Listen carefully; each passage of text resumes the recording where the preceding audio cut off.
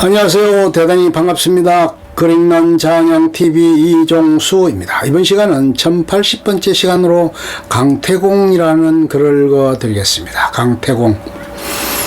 주나라 문왕과 만남. 지금으로부터 3100여 년 전 중국 황하의 물줄기를 따라 이어진 위수라는 강가에서 백발의 수염을 날리며 3년째 낚시질을 하는 노인이 있었다.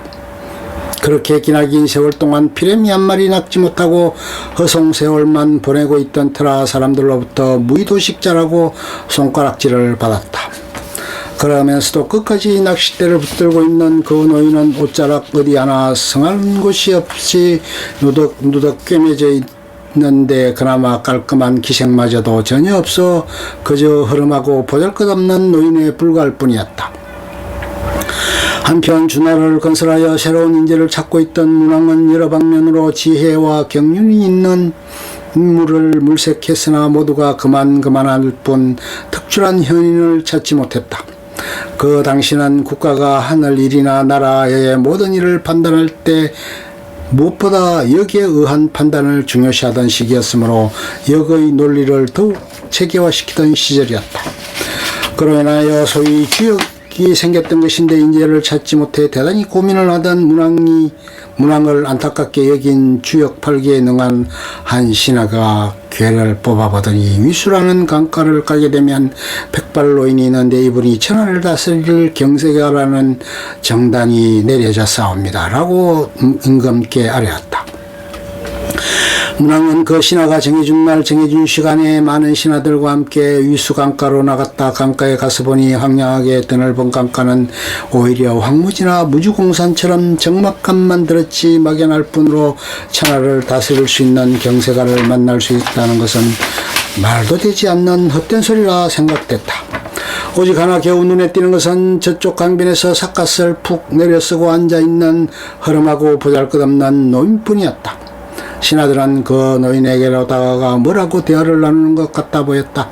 문왕은 왠지 막연하고 답답한 생각이 들어오던 길로 서서히 되돌아나가면서 생각해보니 여기까지 오겠구만. 신하가 은근히 미운 생각마저 들며 애당초 경세가를 만나겠다는 목적을 단념해버리고 넓은 황야를 멍하니 바라보고만 있었다. 그때 한 신하가 다가와 경세가를 만나보시옵소서 라고 주청을 했다. 문왕은 기가 번쩍 뜨이며 그래 우리가 찾던 경세가가 있단 말이오 하며 크게 기뻐하며 신하의 안내로 강가로 다가간 문왕은 큰 소리를 쳤다. 이보세요. 경들은 나를 도대체 무엇으로 알고 이따위 행동들을 하오. 그러자 한 신하가 문왕 앞에 엎드려 저기 저 낚시하는 노인이 바로 우리가 찾고 있던 인재입니다. 만나보시옵소서. 문왕은 기가 막혔다. 아무리 그렇다 하더라도 일국의 왕이 보잘것없는 한낱 낚시꾼을 경세가라고 만난다는 것 그 자체가 우스꽝스러운 일이라고 생각되었지만 바닷속에 들어있는 신비의 구슬을 알 수 없듯이 사람도 그런 경우가 종종 있다는 생각이 일단 그 낚시꾼에게로 바싹 다가서서 먼저 아는 체를 하고는 곧바로 예의를 올렸다. 사실 문왕의 그 같은 처신은 대단히 파격적인 것이었다. 한나라의 임금이 그것도 처음 보는 초행색이 초라한 노인에게 많은 신하들이 바라보는 가운데 큰절을 올린다는 것은 보통 사람의 생각으로는 납득하기 어려운 일이었다. 문왕으로부터 큰절을 받은 노파는 낚시하던 자리에서 일어나 세수를 하더니 문왕에게 정중한 답례를 올렸다. 그리고는 이 늙은이는 강여상이라고 합니다. 할 일이 없어 허송세월만 보낸다는 뜻으로 모든 사람들이 나를 보고 태공망 무한정 바라만 보고 있다는 뜻이라고도 부른답니다 라고 말하자 문왕은 내심 놀라지 않을 수 없었다. 그도 그럴 것이 강여상이라는 사람은 하늘의 뜻을 알고 땅의 기운을 헤아려 도술에 능하다는 소문을 이미 들었기 때문에 문왕도 소문의 그 장본인을 한번 만나보았으면 하는 생각을 항시 갖고 있었던 터였는데 그 바람이 우연치 않은 기회에 오늘 이 자리에 현실로 나타난 것은 무척 다행스러운 일이었다. 문왕은 바로 그 자리에서 강여상에게 앞으로 자기를 돌봐줄 것을 간청했고 이에 강여상은 흔쾌히 응낙을 했다. 그러자 문왕은 강여상의 도량을 다소나마 가늠하기 위해서 낚시를 하실 때 어떤 생각으로 하십니까? 그리고 낚시에는 경륜이 필요하신지요? 그리고 낚시에도 경륜이 필요하신지요? 문왕의 이 같은 질문에 강여상은 낚싯바닥을 크게 던져주면 큰 물고기가 물리고 작게 던져주면 작은 고기만 물리지요 라고 하자 문왕은 크게 감동하였다. 강여상이 하는 이야기는 바로 제왕인 자신에 해당되는 이야기로 크나큰 포용력이 있게 되면 큰 인물을 만날 수 있고 또 다른 각도에서 만조백관들에게 후한 녹을 주게 되면 사사로운 정치보다는 큰 정치를 할 수 있다는 것으로 받아들여 이해했기 때문이다. 문왕은 곧바로 강여상을 왕사로 등용하였고 강여상은 이름 대신 태공으로 불려지게 되었다. 훗날에는 제나라를 건설하여 시조가 되기까지 많은 경륜으로 어려운 난국을 해결했다. 천하를 낚은 강태공. 당대의 최고 무능력자라고 손가락질을 받았던 강태공이 문왕으로부터 왕사로 등용되자 온 장안이 떠들썩하게 깜짝 놀라는 사람들이 많았다. 강태공의 명성은 날로 되어가고 그러는 동안 세월은 흘러 강태공이 등용된 지 7, 8년이 되던 어느 해 여름이었다.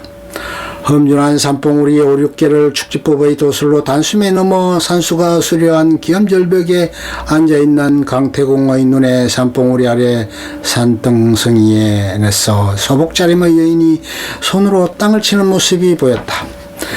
이상하다 싶어 마치 융단을 타고 날아가듯 가벼운 몸짓으로 여인이 있는 바로 근처 숲속까지 다가가 내려앉았다.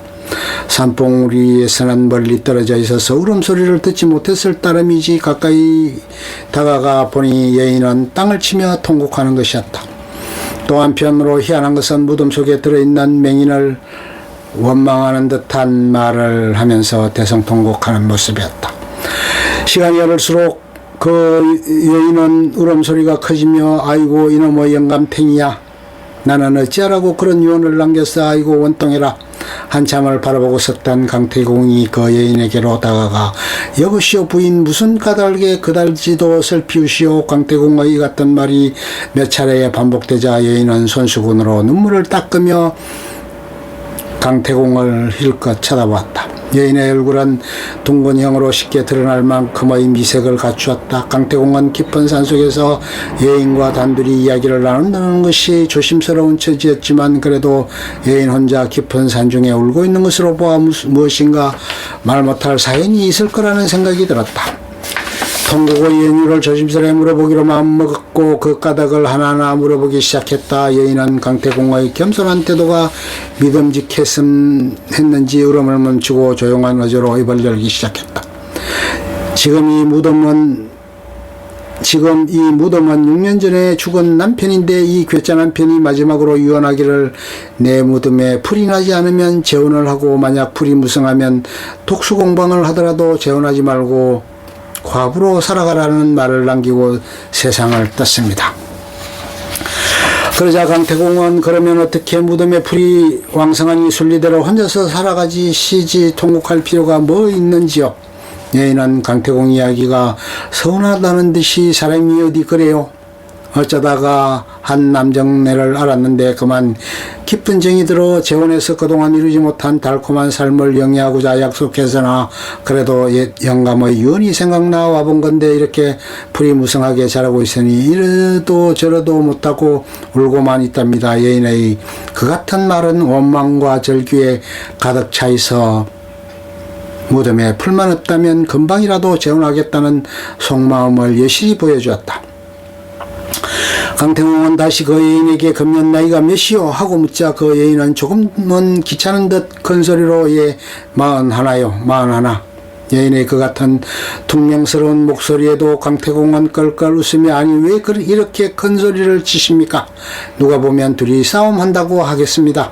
그러자 여인은 죽느냐 사느냐 하는 판에 그까짓것 따지게 생겼어요. 내 코가 석자인데 여인의 감정이 가라앉고 이성을 되찾을 무렵 강태공은 그 여인에게 조용히 말했다.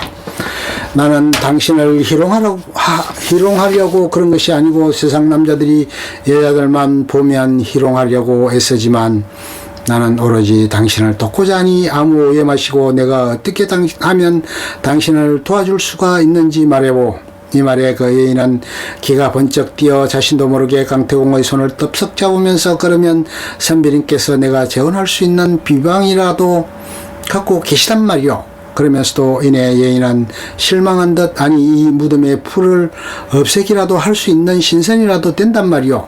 그럴 수는 없겠지요. 그러니 나를 무엇으로 도와줘요. 여인의 경솔한 언행에도 불구하고 불쌍하다는 생각이 든 강태공은 내가 이 무덤의 풀은 없애줄 테니 당신은 내가 시키는 대로 할 수 있겠소. 여인은 의아하다는 눈초리를 하면서도 다시 재혼할 수 있다는 욕심에 고개를 끄덕이며 그렇게만 해주면 그러겠다고 했다. 강태공은 그 여인에게 정북쪽을 향하여 정중한 마음으로 눈을 감고 숫자를 냅다 하나에서부터 3까지만 세어나가라고 말했다. 여인은 강태공이 시키는 대로 자세를 갖춰 바르게 앉고는 강태공의 말에 따라 온 산천이 떠내려가도록 큰 소리로 하나 둘 셋 하고 외쳐댔다. 그런 외침에 무슨 신묘함이라도 깃들었는지 마지막 셋 하는 순간 펑 하는 소리와 함께 무덤에서 하얀 연기가 솟아나면서 주위가 금방 어두컴컴한 세계로 변했다. 끝. 좋으면 좋아요, 구독, 알림 설정 눌러주세요. 감사합니다.